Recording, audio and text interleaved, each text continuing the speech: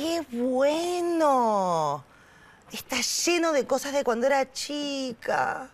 Mirá, un viejo pastillero, una foto de mi mamá, debía tener 4 o 5 años. Y el cepillo con el que me peinaba mi abuela hasta que me quedaba dormida. ¿Qué pasa, Ernestina? ¿Tuviste un ataque de nostalgia?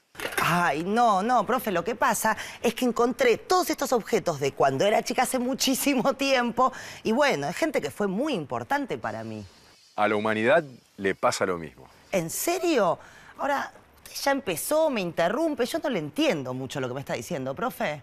Digo que así como vos viajás en el tiempo cuando tocas esos objetos queridos, la humanidad también tiene su inmenso cofre de los recuerdos, en donde se encuentran objetos y elementos que nos ayudan a reconstruir el pasado de los hombres. Bueno, ahora, la verdad, me llena de curiosidad. Dígame, ¿cualquiera puede encontrarlos? No, cualquiera no. Hay profesionales que saben mucho de historia y que se dedican a ubicar, fechar, rotular y conservar ese material. ¡Claro! Los arqueólogos. ¡Qué interesante! Acompáñennos, que en el programa de hoy vamos a ver cómo trabaja la arqueología para descubrir y proteger ese tesoro que nos pertenece a todos, nuestras huellas del pasado. Vamos a ir conociendo las formas de descubrir cómo vivían los hombres y mujeres de otras épocas, de hace cientos de años, o miles, o decenas de miles de años. Así vamos a ver algunos métodos de investigación que nos permiten conocer la historia. Yo ya estoy lista, porque supongo que no vamos a viajar solo en el tiempo. Si estamos hablando de la humanidad, seguramente nos vamos a trasladar en el espacio también. ¿A dónde vamos exactamente ahora, profe? Primero, vamos a Salta. Mira, Ernestina, estamos en un alto en el camino y vamos al encuentro de una historia apasionante que sucedió hace 5 siglos, en la cumbre de la cordillera de los Andes, donde una expedición científica obtuvo un resultado único en el mundo. Pero, profe, no debe ser fácil reconstruir el pasado tan lejano. La verdad que no. Cuando hablamos de épocas remotas, no contamos con historias orales que se hayan transmitido por generaciones, ni con documentos escritos. Entonces, se utilizan distintos métodos y técnicas de investigación. Estas técnicas permiten extraer información de los restos materiales dejados por esos hombres y mujeres. Antes de salir de viaje, dejé algunos por allá. Por ejemplo, a ver, herramientas primitivas de todo tipo, como este hacha, utensilios, espigas de trigo, piedras, huesos. Restos de huesos, instrumentos de caza, herramientas y utensilios son evidencias que permiten deducir formas de vida, costumbres, ritos, formas de organización social y también la antigüedad de los pueblos que habitaban determinado lugar. Para encontrar estos objetos hay que hacer lo que se llama investigación arqueológica. También podemos descubrir muchos de los dibujos o pinturas que hacían en las cuevas. Estas pinturas son conocidas como arte rupestre y es un valiosísimo testimonio que nos dejaron. De estos elementos, entre muchos otros, se valen los científicos como arqueólogos o antropólogos que estudian nuestros orígenes. Bueno, lo dejamos seguir viaje, pero maneje con cuidado.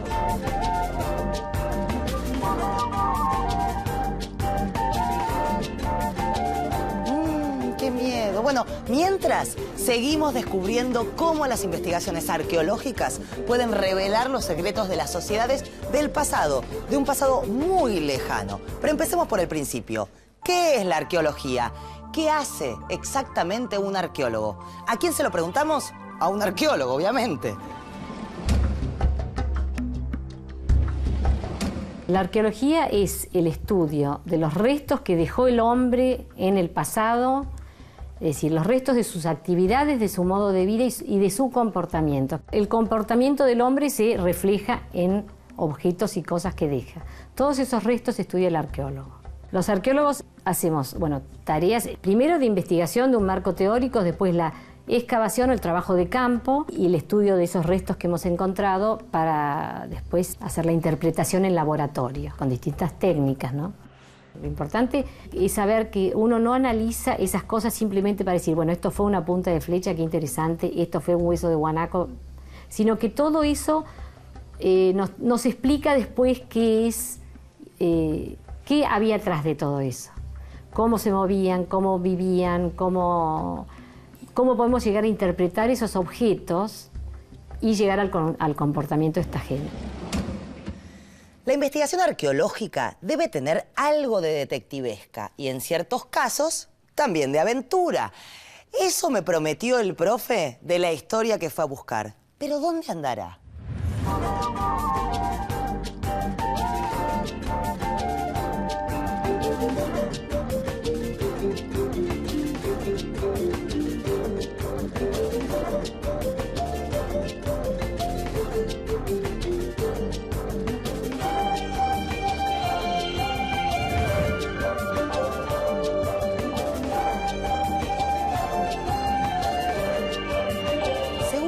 ¿Mapa está yendo hacia la ciudad de Salta, profe? Sí, estoy en camino hacia la ciudad de Salta. Y podríamos utilizar este fondo de montañas para empezar a contarles la historia que les anticipé. En 1999, una expedición científica subió a una de las cumbres de esta cordillera de los Andes. La cima del volcán Llullaillaco, a más de 6.700 metros de altura, desafiando tormentas y temperaturas de 20 grados bajo cero. Querían estudiar un sitio ceremonial de los incas, posiblemente el santuario religioso más alto del planeta, pero hicieron un hallazgo inesperado, único, que asombró al mundo. El de 3 momias congeladas de 3 niños incas, muertos hace más de 5 siglos. El estado de estas momias era tan perfecto que se las considera las mejor conservadas, halladas hasta hoy en cualquier lugar de la Tierra.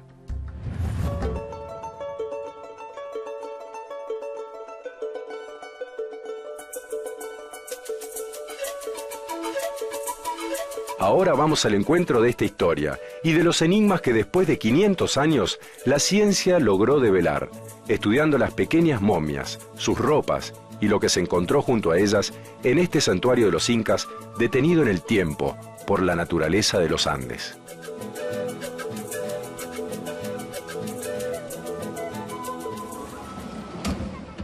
Hola Ernestina, llegué y estoy ante el Museo de Arqueología de Alta Montaña, construido especialmente para exhibir las momias que hoy se conocen como los niños de Llullaillaco. Aquí nos espera una de las personas que participó de la expedición que las encontró en la cima del volcán, Cristian Vitri. Él nos va a contar todo sobre este hallazgo y lo que permitió descubrir sobre la cultura incaica.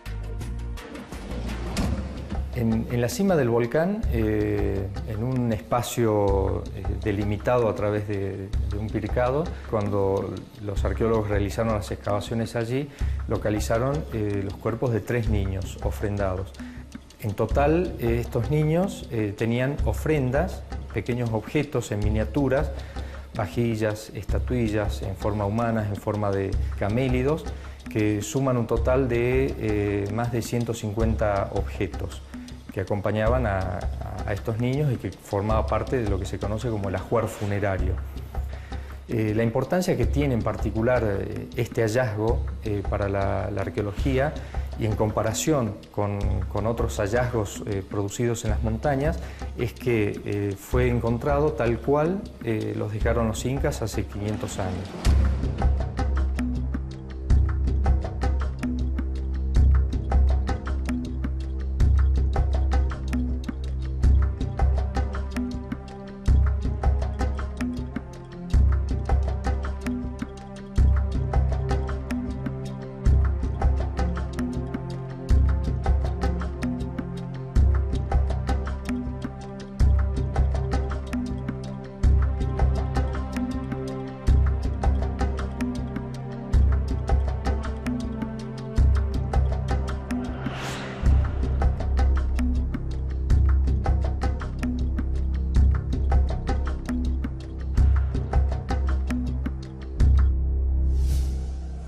De los incas pasamos a los mayas. Veamos uno de sus sitios arqueológicos, lo enorme que puede ser y sobre todo los elementos que ahí puede encontrar y estudiar un arqueólogo. Elementos que le van a servir para investigar cómo vivían esas civilizaciones.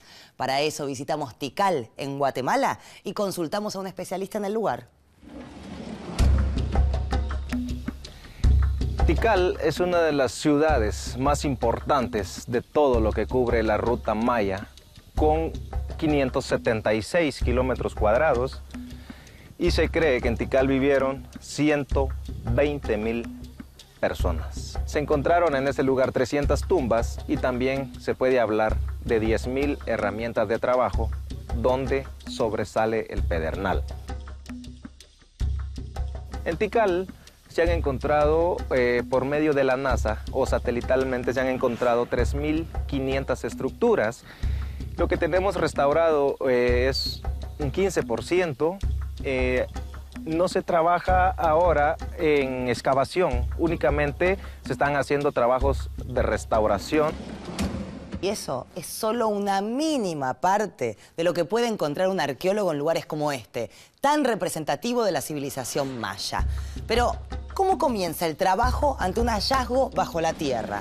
Previo a la excavación en sí existe todo un trabajo de gabinete, un trabajo bibliográfico, un trabajo sobre la cultura que uno va a estudiar, porque uno no puede ir y excavar en cualquier lugar sin saber qué es lo que va a encontrar. Tiene que tener un objetivo claro y tiene que saber qué tipo de herramientas va a utilizar de acuerdo al lugar en el cual va a excavar. Cuando uno encuentra un sitio arqueológico, cuando uno excava en un sitio arqueológico, normalmente se hace una cuadrícula y se van tomando medidas a medida que se va excavando. La excavación normalmente es con pincel, con cucharín, nunca es con pico, con pala, sino que es un decapaje que se va haciendo y se va avanzando centímetro a centímetro. Entonces, cuando se llega a ese nivel, se documenta, se registra y se va poniendo en bolsas todos los elementos que van saliendo. De esa manera uno tiene todo el registro de todos los niveles y es como que tiene una composición tridimensional de los objetos y cómo se ubicaban. La arqueología, como casi todas las ciencias, no trabaja sola. La arqueología puede servirse de la información adicional que sobre un hallazgo determinado le suministren la antropología, la paleontología, la filología, epigrafía, la botánica, la física, la numismática, la biología evolutiva, la bibliografía histórica y hasta la heráldica. Veamos este ejemplo. Un arqueólogo encuentra este hueso. Con la ayuda de un paleontólogo puede descubrir los restos fósiles y químicos que el tiempo le ha ido adhiriendo. También se puede determinar si es humano o animal. Y con el aporte de un botánico se puede ubicar en determinado escenario de vida a partir de los restos vegetales que lo cubren. La biología evolutiva puede ser muy útil para saber qué tipo de tejidos y células recubrían la pieza y en qué contexto se desarrollaba. Así, sucesivamente, las distintas disciplinas harán su aporte para contextualizar el descubrimiento y deducir la información faltante. Ahora sí, ya tenemos nuestro dinosaurio completito y listo para mostrar en el museo. Excavaciones, análisis, métodos de investigación. Como dijimos, a veces el trabajo de los arqueólogos se parece al de los detectives, ¿no, profe? Sí, Ernest. El arqueólogo tiene algo de detective. Los dos parten de pistas para reconstruir un hecho del pasado, pero lo que investigan los arqueólogos puede tener varios siglos de antigüedad. Igual que los detectives, los arqueólogos, como nos contaron, recurren a otros especialistas y amplían sus métodos para reconstruir el pasado. A partir de la forma y tamaño de los huesos de los animales, pueden descubrir si estos eran salvajes o criados en granjas. El análisis de una simple espiga de trigo puede indicarles si esta era silvestre o plantada y cultivada por el hombre. Los enigmas que debe resolver un arqueólogo pueden ser muy variados. En una excavación puede ser descubrir ante qué tipo de asentamientos se encuentran, de cazadores, un poblado agrícola o una ciudad. A veces logran desentrañar la historia de un pueblo por construcciones levantadas sobre ruinas de otras, enterradas sucesivamente a lo largo de los siglos. Toda la historia no escrita de la humanidad se encierra en capas superpuestas de tierra. Las más cercanas a la superficie son las más actuales. Las más profundas corresponden a asentamientos antiguos. Las técnicas empleadas por los investigadores tienen como propósito descubrir y reconstruir los diferentes asentamientos a lo largo de miles de años. ¡Qué bárbaro! ¿Cuántas cosas se pueden averiguar estudiando objetos o excavando las capas superpuestas de la Tierra? Ahora, la verdad, me quedé con ganas de saber un poco más. Por ejemplo, ¿qué otro tipo de información se puede obtener a partir del hallazgo de objetos encontrados en una excavación? ¿Qué valor tienen los análisis de los materiales que hoy pueden hacerse?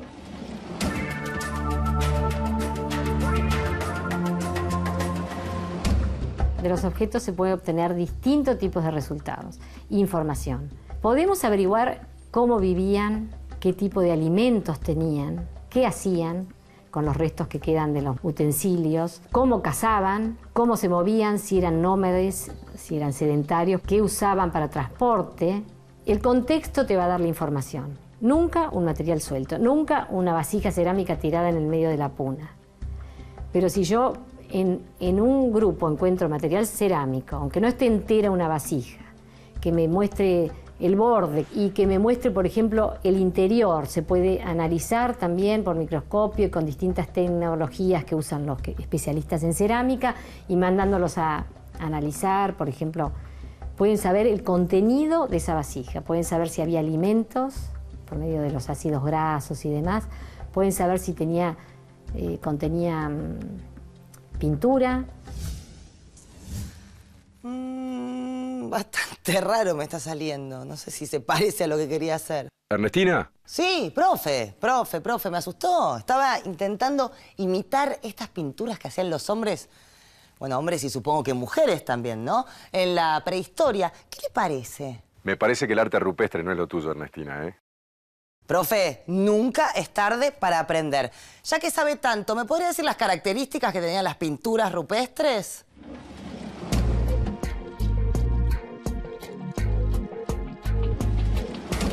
El arte rupestre comprende las pinturas que en épocas remotas las personas hacían sobre las paredes y los techos de las cavernas. Tienen un enorme valor por muchos motivos, pero principalmente por ser las representaciones artísticas más antiguas de la humanidad. Podríamos decir que quienes hicieron estas pinturas son los creadores de las primeras formas de arte. Y este arte rupestre es una manera de conocer la vida de estos grupos, que eran cazadores-recolectores. En general son pinturas de animales, con colores vivos y un gran realismo. Probablemente estas figuras fueran parte de un ritual mágico con el que estos grupos buscaban favorecer la caza. O tal vez creyeran que representar a estos animales sobre la piedra ayudaba a que se reprodujeran, algo que necesitaban para su subsistencia. Al arte rupestre se lo puede mirar desde distintos ángulos o enfoques. Por ejemplo, como hecho artístico, desde la historia del arte también, o desde la antropología y desde la arqueología. ¿Cuál es la mirada de cada especialidad? La vamos a conocer ahora. Las artes plásticas consideran el valor artístico, estético de las pinturas, sus formas, sus diseños y con qué técnicas fueron realizadas. La historia del arte estudia cómo se desarrollaron estas manifestaciones plásticas a través del tiempo. El enfoque de la antropología es distinto. Analiza las manifestaciones culturales que dan origen a las creaciones artísticas y su valor estético según las nociones de belleza de aquellas personas en su tiempo. Y la arqueología lo que busca es información sobre cómo eran los grupos de personas que produjeron esta forma de arte. En distintos lugares del mundo existen cuevas con pinturas y grabados. Solo en el este de Europa se encontraron unas 300 de estas cuevas con muestras de arte rupestre. Las más importantes son las de Altamira en España y las cavernas de Chauvet y Lascaux en Francia. En Italia están las de la Grotta di Fumane y en Sudáfrica las del arte bosquimano. En la Argentina, las pinturas rupestres más notables son las de la Cueva de las Manos en Santa Cruz. Pero empecemos por las de Altamira, que son famosísimas. ¿Qué contienen estas cuevas, profe? Las pinturas de estas cuevas fueron hechas hacia el año 15.000 a.C. y hoy son Patrimonio de la Humanidad declarado por la UNESCO. La caverna tiene 270 metros de longitud y es de forma muy irregular. Las pinturas principales se encuentran a solo 30 metros de la entrada. El dibujo más grande es de una cierva, pintado en el techo de la cueva, y mide más de 2 metros, exactamente 225 centímetros. También hay bisontes, de entre 10 y 180 centímetros. ¿Y con qué pintaban? ¿Qué materiales eran los que usaban? Se hicieron muchos análisis a las pinturas y nos permiten saber que solo se usaron pigmentos ocres y negros. Después, con el raspado y lavado interior de los dibujos, junto con el grabado de los contornos, se lograba que tuvieran un efecto de colorido y de volumen. Los colorantes naturales, ocres y carbón, se molían y se aglutinaban con agua o grasa animal para permitir su adherencia a la roca.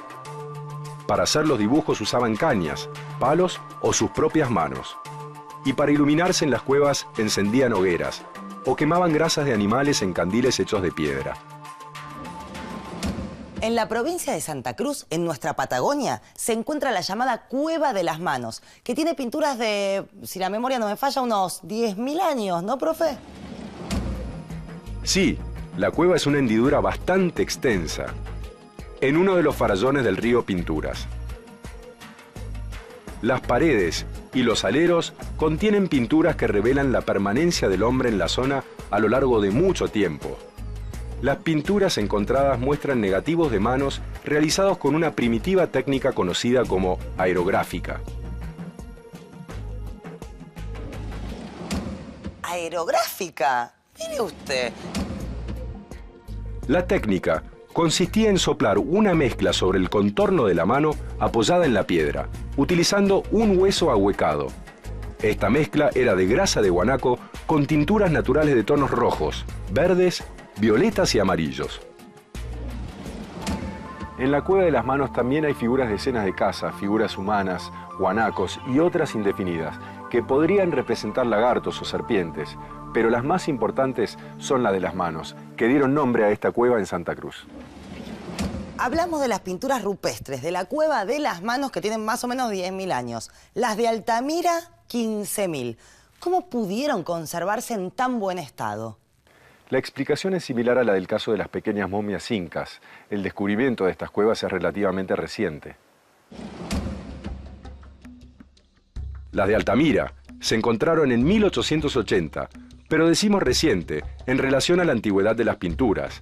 Es decir, que durante miles y miles de años, estas cuevas permanecieron inexploradas, cerradas, conservando condiciones naturales de temperatura, de humedad, de luz, de aire. Y eso fue lo que preservó a las pinturas. Aunque nos parezca increíble, aún hay pueblos en algunos lugares del mundo que por estar aislados, rodeados de selvas o en territorios casi inaccesibles, permanecieron ajenos a los cambios que se produjeron en el resto del planeta. Son grupos que conservan una cultura de características similares a las prehistóricas. Si se observan y estudian estas culturas, se puede conocer un poco más sobre cómo vivían los primeros grupos humanos. Esta forma de investigación se denomina observación directa.